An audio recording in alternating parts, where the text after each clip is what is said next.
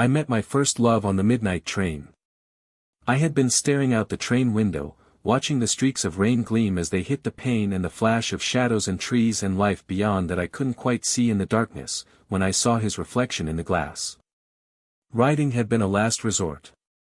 My mother had insisted I marry the pig farmer twice my age who'd asked for my hand in exchange for a prize-winning sow. Surely I was worth two. Instead of donning bridal white, I'd packed my meager possessions and waited at the train station for the midnight train. At 17, I was on the cusp of childhood where the stories of the fae who lived in the hills and stone rings yonder still held sway in my heart, so I believed the tale of the midnight train. Some claimed to have seen it while a scant few claimed to have ridden it. The dark train that only appeared at midnight. It knew you better than yourself, taking you from where you needed to leave and brought you where you needed to be. As midnight drew closer in the darkening gloom, I had begun to fear that I was too old for magic and the pig farmer was to have a bride after all. I strained my ears, but there was no clacking or whistling of a train on the tracks. The station was painfully empty. Cold rain fell around me and the light of the gas lamps gave only the illusion of warmth. Then, in the span of a blink, it was there. Black as the sky without stars and sleeker than any train I'd seen before, it pulled soundlessly into the station. When the door opened, I didn't hesitate.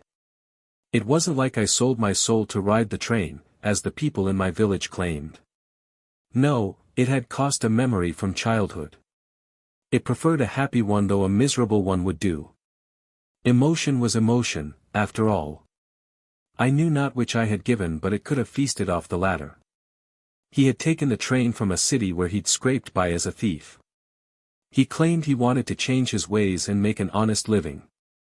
I didn't fully believe it with the way he made my few coins disappear from my pocket and reappear behind a lock of my hair. Or maybe it was because he stole something that night from me as we told our tales of the past and dreamed of the adventures of our futures. Quickly and with a mischievous grin, that thief stole my heart. Avia, I had answered when he asked me my name.